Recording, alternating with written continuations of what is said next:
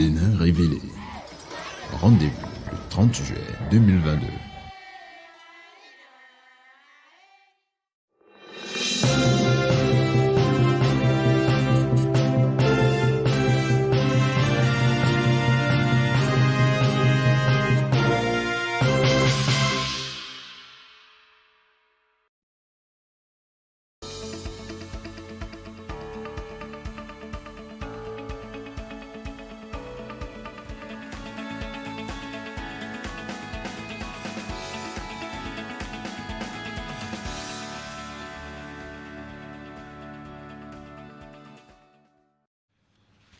Mesdames, Messieurs, bienvenue dans ce 13 européen. Donc, voici le sommaire. La cellule de suivi et de contrôle de la gestion des communes a effectué ce mardi le tirage au sort des nouvelles fonctions administratives dans les communes.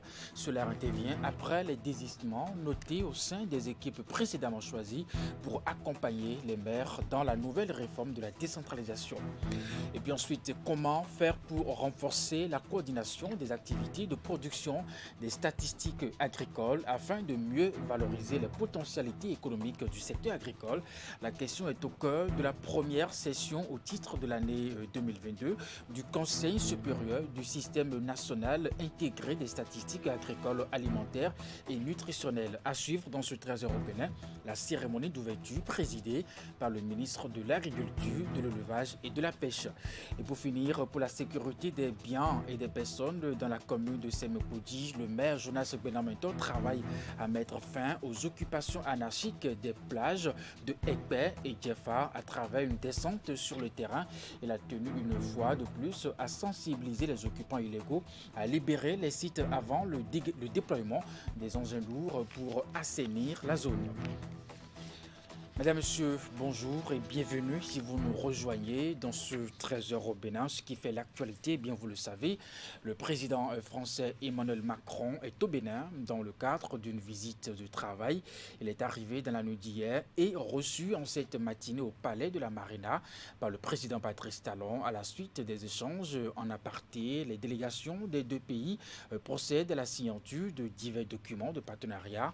Le chef de l'État Patrice Talon fera visiter à son hôte l'exposition diptyque Art du Bénin d'hier d'aujourd'hui, de la restitution à la révélation. Ils se livreront enfin aux questions de la presse nationale et puis internationale. Vous aurez bien entendu un compte rendu complet dans nos prochaines éditions.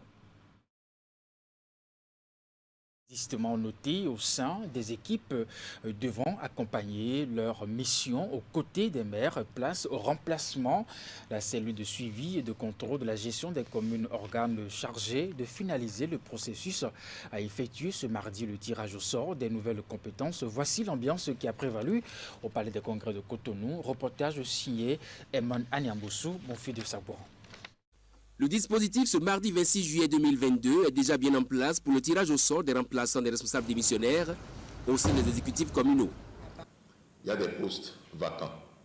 On a procédé au tirage, d'aucuns mis en position de se prononcer se sont désistés. Il y en a qui ont voulu aller prendre service et ils sont à la tâche, comme cela a été témoigné tout à l'heure. Nous allons en fait procéder au tirage au sort de 9 responsables techniques. 3 profils types de portefeuille à pourvoir par la cellule de suivi et de contrôle de la gestion des communes. Et pour les communes concernées, Didja, Akpromisrete, Wessé, Kalale, Dogbo, Tanguita, Pobé, Malanville et Savalou, 9 administrations dont le secrétaire exécutif était présent à cette cérémonie. Et le processus qui est défini pour la gestion de ce fichier recommande que pour combler ces cas de désistement, on reprenne un tirage au sort. Et c'est tout le sens de la cérémonie de ce matin. Nous allons procéder au tirage au sort de 2 RAF, responsables administratifs et financiers de mairie, de 3 RDLP, responsables du développement local et de la planification, et de 4 PRMP et 4 personnes responsables des marchés publics, donc de communes. Pour les autres désistements notés à divers postes de responsabilité dans plusieurs communes, le palliatif est tout trouvé. Un système de mutualisation est prévu comme solution provisoire par les tests. La mutualisation, ce ne serait pas définitif. Au fur et à mesure que le fichier sera enrichi, vous comprenez bien que des gens seront déployés et il y aura moins de mutualisation. Donc en attendant, contentons-nous de ce qui va être fait. C'est vrai que nous avons encore 11 RAD responsables aux affaires domaniales et environnementales et 11 RST et même des RSI. Les RST, c'est les responsables des services techniques et les RSI, c'est les responsables des systèmes d'information des communes. Malheureusement, dans notre base de données, pour ces 3 dernières fonctions, nous n'avons plus de candidats et comme je l'ai dit, le fichier est dynamique et une campagne de sélection de candidats permettra de procéder à un tirage ultérieurement pour ces 3 fonctions. La cellule de suivi et de contrôle de la gestion des communes, composée de 9 membres, dont 5 permanents, est l'organe chargé de finaliser la réforme en cours dans l'administration décentralisée. Un rôle d'appui conseil au secrétaire exécutif des 77 communes, mais également contrôle et suivi d'une réforme qui priorise le développement équilibré des communes. Séance d'information et d'échange entre le ministre du Développement et de la Coordination de l'action gouvernementale et les partenaires techniques et financiers. La rencontre qui s'est tenue ce mardi s'inscrit dans le cadre du processus de formulation de la vision nationale de développement à l'horizon 2060. Pour la mise en œuvre de ce document, la contribution des PTF est importante et c'est à juste titre que le ministre d'État, Abdoulaye Biotane, s'est entretenu avec eux ainsi de les mettre au même niveau d'information que les membres du gouvernement. Le point de la cérémonie avec Idrissou Boukari. À quoi va ressembler le Bénin au centenaire de son indépendance? Les réflexions sont déjà engagées au sein du gouvernement du président Patrice Talon. Après son adoption en Conseil des ministres, le processus de formulation de la vision nationale de développement à l'horizon 2060 fait l'objet de cette séance d'information et d'échange entre le ministre du Développement et de la Coordination de l'action gouvernementale et les partenaires techniques et financiers. Il s'agit d'associer ces partenaires dans cette politique de planification du développement afin qu'ils accompagnent les gouvernements dans la mise en œuvre. L'objectif principal, c'est vraiment se doter d'une vision 2060 le plus tôt possible et qui est déclinée en 4 objectifs spécifiques. Le premier, capitaliser les acquis de la mise en œuvre de la vision ALAFIA 2025. Deuxième objectif spécifique, c'est d'identifier les défis et les enjeux présents et futurs du Bénin d'ici 2060 en termes de questions stratégiques de développement et analyser les évolutions possibles du Bénin à l'horizon 2060, ce qui va nous permettre de construire des scénarios et c'est à partir de ces scénarios que nous allons choisir celui que tous les Béninois auraient retenu. 3,5 milliards de francs CFA, c'est le coût estimatif du projet. Au nombre des activités à mener dans ce cadre, on note entre autres l'élaboration du diagnostic stratégique et la définition des orientations nationales de développement et du dispositif d'opérationnalisation de la vision. À 3 ans de l'échéance de la vision ALAFIA 2025, la deuxième génération du programme d'action de gouvernement s'inscrit donc dans la continuité de la transformation du Bénin.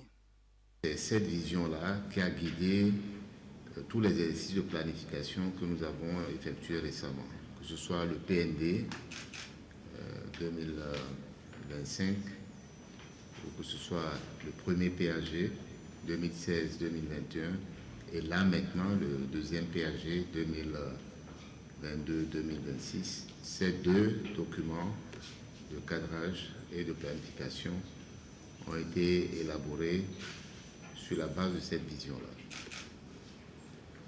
qui va donc échoir en 2025. Et c'est pour ça que pour nous, et pour le gouvernement du président Patrice Talon, qui a ramené la planification au bout du jour pour dire oui, si vous savez mesurer quelque chose, si vous savez planifier quelque chose, vous savez le faire. Et c'est tout ça qui guide ces décisions. Après le lancement national du processus et l'installation des organes du cadre institutionnel, des consultations nationales seront lancées et prendront en compte la diaspora. Toutes les couches de la société seront donc appelées à donner leur opinion afin d'élaborer une vision nationale de développement qui répond aux aspirations réelles et profondes des populations. Les procédures d'enlèvement des marchandises dans les grandes unités douanières du Bénin, c'est le principal sujet de la 3e édition du jeudi de l'investisseur tenue ce lundi à Cotonou. La séance a mobilisé les acteurs du secteur privé, la pièce, la douane et d'autres acteurs de l'administration publique. Occasion pour le représentant de la douane de présenter les dites procédures et de donner des conseils aux investisseurs afin d'éviter d'être victimes des arnaques. Clément Achadi, Henri Ganti. Les acteurs économiques du monde des affaires au 3e jeudi de l'investisseur. Au cœur de cette édition, les procédures d'enlèvement des marchandises dans les grandes unités douanières. Et pour exposer les réformes et innovations y afférentes, le lieutenant-colonel Umoru Issa Idrissou de la direction en charge de la législation et de la coopération a mis un accent sur le processus d'enlèvement des marchandises avec la douane béninoise. Une étape fondamentale pour les investisseurs qui exportent des marchandises dans le cadre de leur activité au Bénin. Il a été question d'échanger avec nos partenaires comme d'habitude sur les aspects liés aux différentes étapes sur lesquelles il faut veiller pour qu'une mauvaise déclaration lors de l'enlèvement de leurs marchandises ne leur cause pas des préjudices relatifs au paiement d'amende. On a eu à juger également qu'à chaque fois que l'enlèvement est fait, d'exiger des commissionnaires en douane agréés des factures reprenant les deux bouts qui ont été payés au cordon douanier. Le message qu'il faut leur envoyer, c'est de recourir effectivement aux vrais commissionnaires en douane agréés qui sont agréés par l'État, si je peux m'exprimer ainsi. Après la présentation des procédures d'enlèvement dans les unités douanières, les chefs d'entreprise et les autres investisseurs ont exprimé leurs préoccupations. Une phase qui leur a permis de mieux comprendre le rôle de la douane et d'autres acteurs portiers et frontaliers. Pour le représentant du secteur privé, le jeudi de l'investisseur est une occasion pour l'information des opérateurs économiques. Donc cette fois-ci, le sujet, c'était bien sûr la douane.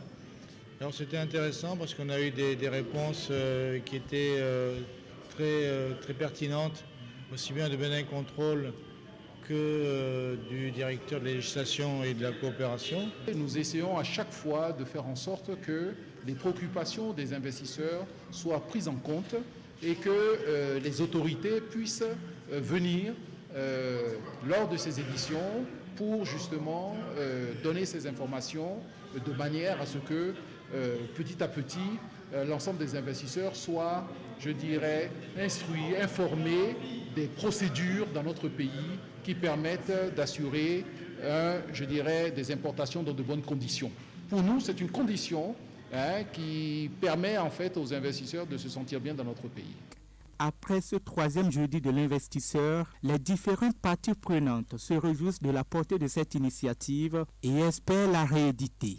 Loin d'être une simple occasion d'information, les séances du jeudi de l'investisseur ont favorisé la prise de contact entre investisseurs, les organisations professionnelles et l'administration publique.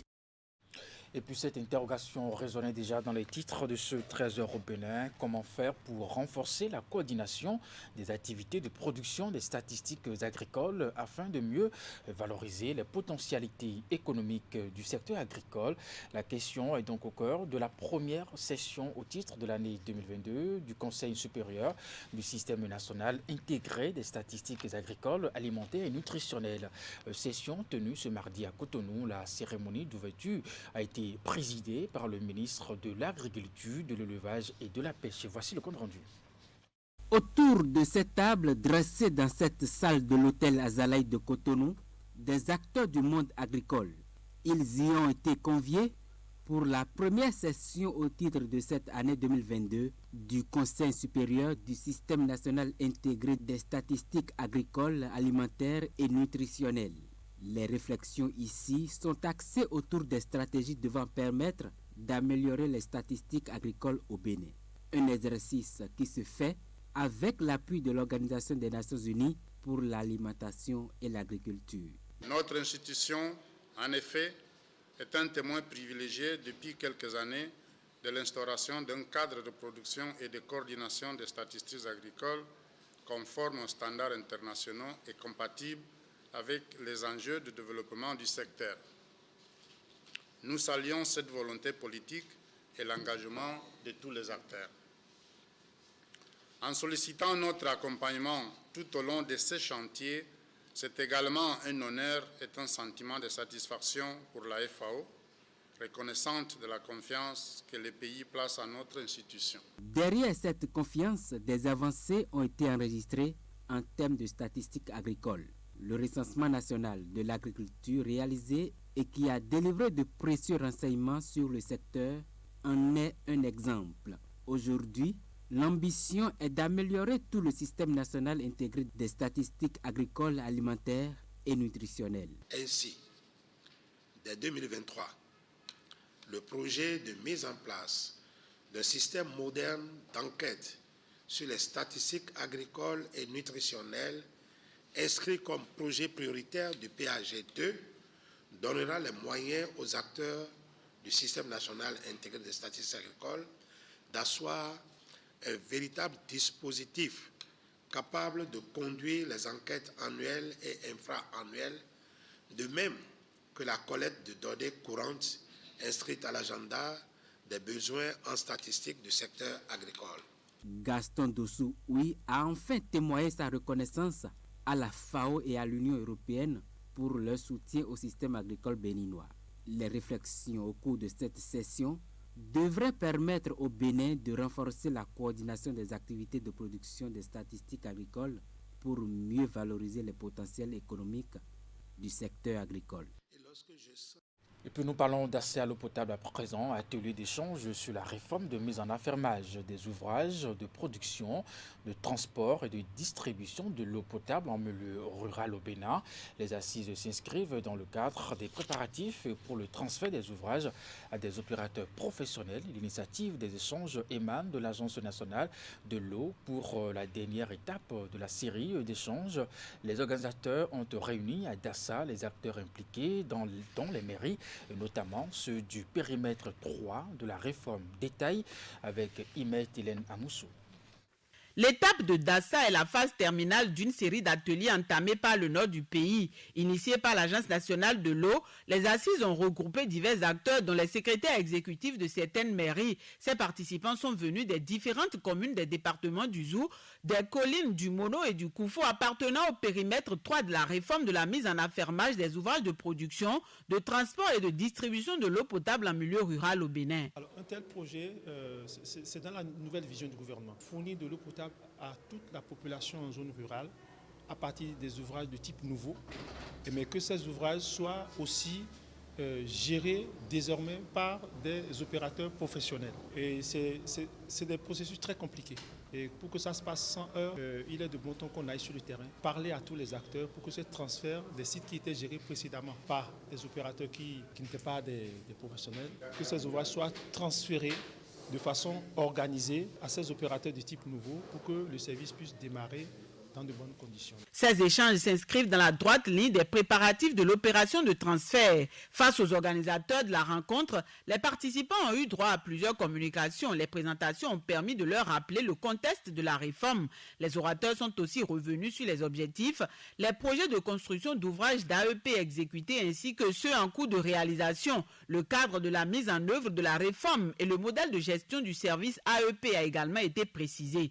Bien d'autres aspects du projet ont été abordés. Notre rôle, c'est en quelque sorte suivre la mise en œuvre du projet et voir dans quelle mesure cela sera amélioré dans les localités où l'accès était difficile. Étant désormais garant de la gestion matérielle financière, tout ce qui est mieux-être dans les communes, nous devons être regardants dans tout ce qui se fait dans la commune. C'est pour cela. Nous ne contestons pas la part du rôle que nous devons jouer dans la réussite de ce projet qui vise l'accès à l'eau potable en milieu rural à toutes les populations. C'est un bon projet, c'est une nouvelle réforme et tout le monde doit se lever comme un seul homme pour l'accompagner. En tout cas, pour ce qui nous concerne dans la commune de Wessé, nous y veillerons pour la réussite parfaite de ce projet. Dans le nouveau contexte, les opérateurs retenus sont des professionnels en la matière. Le transfert des ouvrages est prévu pour le mois de septembre. Malgré les nouvelles dispositions, la fourniture de l'eau potable dans les milieux ruraux se fera à un tarif régulier, amoindri par rapport au coût actuel. Il sera organisé à la Chambre de commerce et d'industrie du Bénin du 28 au 30 juillet 2022, un événement culturel pour la promotion des produits fabriqués sur le continent africain. La grande rencontre des artisans de l'Afrique et de la diaspora 2022 est à sa première édition et mettra la lumière sur le savoir-faire africain. À quelques jours de cet événement, les organisateurs ont donné une conférence de presse pour expliquer le bien fondé de leur initiative. Suivez le commentaire de Ali Momoni. Tous comme un seul homme pour pouvoir défendre le Made in Africa. Une phrase simple qui en dit long sur les objectifs de la grande rencontre des artisans de l'Afrique et de la diaspora. L'événement est une initiative de jeunes béninois qui expriment la volonté et l'ambition de promouvoir le savoir-faire africain. Et face aux hommes des médias, ils exposent leurs idées. Alors nous sommes là d'abord pour faire connaître les produits des artisans. Parce qu'il y en a qui sont très nombreux et qui font de très très belles choses qui ne sont pas connues du grand public. Donc nous sommes déjà là pour faire connaître ces différents produits-là, les valoriser et créer surtout une synergie d'action entre les artisans, aussi bien sur le continent africain que de la diaspora. C'est la première édition de la grande rencontre des artisans de l'Afrique et de la diaspora qui se tient cette année. Mais autour de l'organisation, des personnes averties et expérimentées, dont la double championne du développement communautaire en Angleterre, Nadine Hagen. Pourquoi la grade? La grade parce que les autres viennent ensemble pour peupler le monde et pour donner leur nourriture au monde. La grade, pourquoi? Parce que nous aussi, quand on s'exporte en tant qu'immigrés, il faut qu'on prenne notre nourriture avec nous. Pourquoi la grade? La grade afin que le producteur local soit valorisé. Pourquoi la grade? Afin de fédérer et de mutualiser nos forces. Nous allons nous interchanger non seulement les produits, mais la sagesse et l'intelligence. La grade vient faire du 1 + 1 = 3. Cette première édition aura lieu du 28 au 30 juillet 2022 à la Chambre du commerce et d'industrie du Bénin. Plusieurs activités sont prévues, dont entre autres la foire Vente Business Network, des conférences, débats et masterclass. La rencontre sera clôturée par une soirée de gala qui va se dérouler dans la soirée du samedi 30 juillet 2022 dans la salle majestique de Bégamin. Et puis dans la suite de ce 13 européen, je voulais annoncer un titre pour la sécurité des biens et des personnes dans la commune de Semepodi. Le maire Jonas Benamedor travaille à mettre fin aux occupants anarchiques des plages de Ekpe et de Diafa. À travers une descente sur le terrain, il a tenu une fois de plus à sensibiliser les occupants illégaux à libérer les sites avant le déploiement des engins lourds pour assainir la zone. Reportage. Le maire Jonas Benamedor et l'équipe technique de la mairie de Semepodi en visite de terrain pour sensibiliser les occupants illégaux des plages de Ekpe et de Djefa sur l'obligation de libérer les domaines concernés. Ce sont des domaines de l'État qu'ils ont occupés sans aucune autorisation administrative et qui se trouvent être des nids de divorcés sociaux. Cette sensibilisation a été initiée pour préserver la commune de Semepodi des actes d'insécurité. Cette zone est devenue une zone à mélange de population, ce qui fait qu'aujourd'hui, les pratiques n'augurent plus de la sécurité. Ces pratiques consistent à octroyer des places à tout venant dans un but mercantiliste, n'a plus rien de social et est génératrice d'insécurité. Donc, pour avoir une cartographie claire, nous avons besoin de restaurer cette communauté-là à sa juste proportion. Donc, c'est pour des besoins sécuritaires, pour mettre fin à cette mauvaise pratique-là, qui fait de la plage aujourd'hui le réceptacle des malfrats qui viennent de partout et qui sont poursuivis. Cette sensibilisation est la troisième du genre pour inviter les occupants à partir de leur propre gré. La prochaine étape sera le déguerpissement avec des engins lourds, a averti le secrétaire exécutif de la mairie de Sémékoudi. En son temps, nous allons revenir, mais ce serait en ce moment avec des engins lourds pour dégager toutes les occupations, toutes les habitations de fortune qui sont érigées ici. Un moratoire de 2 semaines a été donné aux occupants pour libérer les domaines de toute habitation. Le Bénin rend hommage à une icône de la danse contemporaine africaine. Germaine Acogny fera l'objet de plusieurs événements à partir du 29 juillet au 3 août 2022. Les organisateurs ont, à la faveur d'une conférence de presse, expliqué aux hommes et des médias le bien fondé de cette initiative. Ali Moumouni, Rachidi Soubirou. Pour le 62e anniversaire de l'indépendance du Bénin, un enfant du pays sera aussi célébré. C'est une initiative du gouvernement de rendre hommage à Germaine Acogny de retour au bercail. Et comme cela se fait déjà avec la valorisation des trésors royaux, l'acteur culturel et figure historique de la danse en Afrique ne cache pas sa joie. Et je pense que le Bénin est sur un bon chemin avec le retour des arts premiers. Et moi, je trouve aussi que je fais partie des belles statues vivantes qu'on ramène au pays. Je trouve que c'est quelque chose d'extraordinaire. 3 grands événements sont prévus pour cet hommage à Germaine Acogny. Ils se tiendront du 29 juillet au 3 août 2022. Le programme des activités avec Germaine ici au Bénin prévoit des temps forts. Nous aurons une projection débat d'un film documentaire qui lui a été consacré, un film documentaire biographique qui s'appelle Yatunde. Et bien sûr, nous aurons le spectacle de danse le 1er août et ensuite des workshops et masterclass à l'EITB, toujours à Cotonou, à Tobin.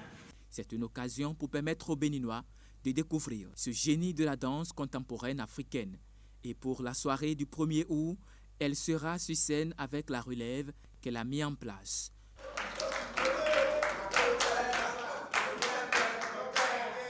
Entre le patrimoine immatériel, l'ancestralité, le contemporain et le futur, on dit souvent au Bénin que c'est au bout de l'ancienne corde que se tisse la nouvelle. Et Germaine Acogny est avant tout une passeuse, une enseignante, une formatrice qui a effectivement accompagné plusieurs générations de danseurs émérites qui, à leur tour, ont fécondé d'autres écoles et fait du continent une terre de création contemporaine dans le champ des arts vivants. Germaine Acogny, c'est toute une vie consacrée à la danse. Aujourd'hui, elle reçoit les hommages dus à son rang.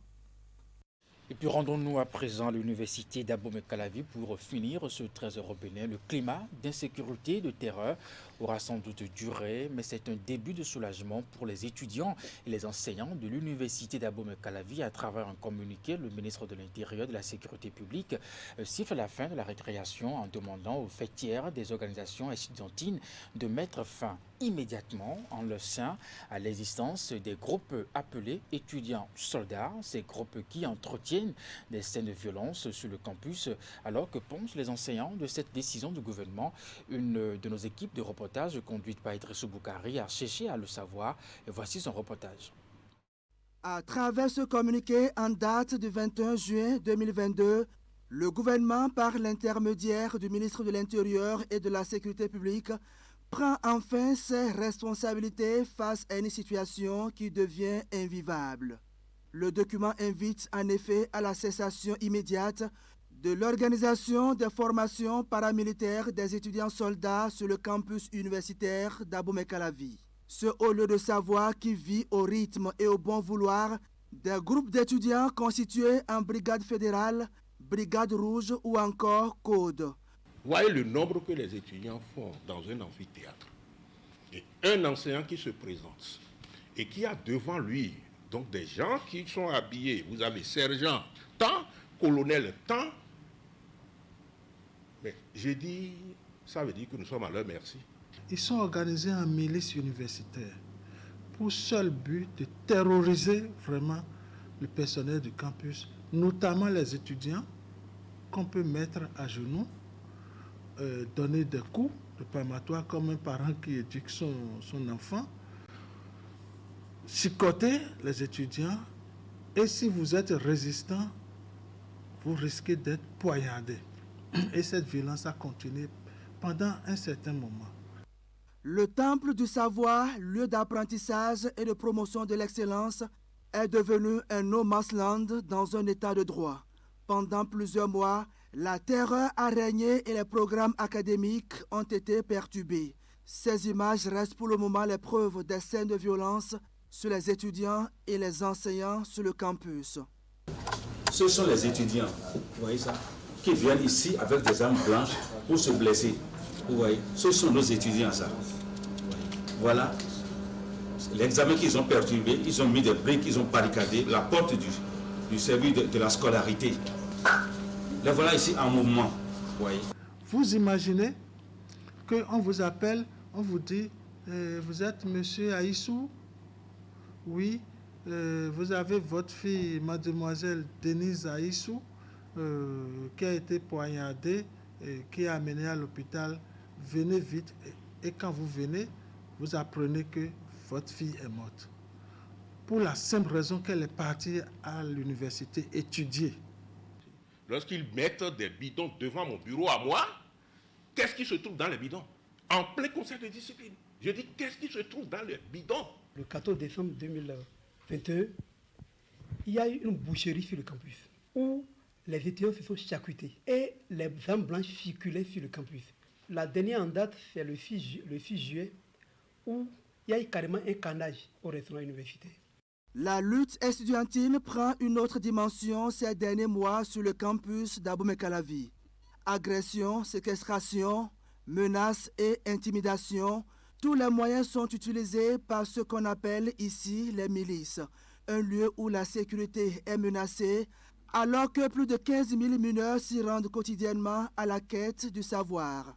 Et les jeunes n'arrivent pas à venir dans les restaurants, ils ont peur. Les filles également ont peur de venir dans les restaurants parce que tout le temps, ce sont des bagarres entre ces groupes dont vous parlez. Aujourd'hui, la cour estudiantine est très jeune. Donc, il y a certains qui n'ont jamais vu, qui n'ont jamais assisté à des bagarres. Quand ils assistent pour une première fois à une bagarre, c'est fini. Ces étudiants refusent de fréquenter les restaurants, de prendre les bus. Le comportement qu'on observe ces derniers temps, on n'a jamais observé ce genre de comportement où les étudiants là se déplacent. Ceux qui disent qu'ils sont partis de ces groupes paramilitaires se déplacent avec des armes blanches, agressent les étudiants, surtout les étudiants filles, ils les agressent, ils vont dans les salles pour perturber les cours, agresser même les enseignants. Ces groupes d'étudiants seraient formés par des anciens policiers et militaires sur le campus. Mais comment sont-ils financés pour mener leurs activités? Le Centre des œuvres universitaires d'Abomey-Calavi apporte des clarifications.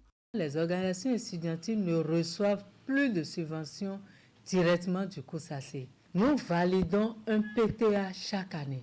Et par rapport à ce PTA validé, c'est le COUS même qui exécute les activités pour eux. Et parmi ces activités, vous n'avez pas le financement de ces groupes. Ils ont des sobriquets. Certains s'appellent Sniper, d'autres le Venin, quelqu'un s'appelle Tue-le, ainsi de suite.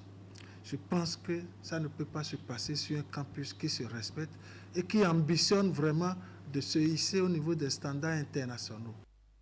La sérénité revient progressivement dans les amphithéâtres. À la faculté des sciences économiques et de gestion, les compositions ont repris et pour le moment se déroulent dans le calme. De son côté, la directrice du COUS-AC poursuit la discussion avec les responsables d'étudiants pour assurer la quiétude des usagers du campus. Pour sa part, le rectorat qui salue cette décision du gouvernement prend des dispositions pour assurer son application effective dans tous les compartiments de l'université d'Abomey-Calavi. Mesdames, Messieurs, c'est la fin de ce 13h européen. Merci de l'avoir suivi. Le programme se poursuit sur Canal 3 Bénin à 16h. Votre bulletin d'information, 19h30, la grande édition de la soirée. Portez-vous bien et à très bientôt.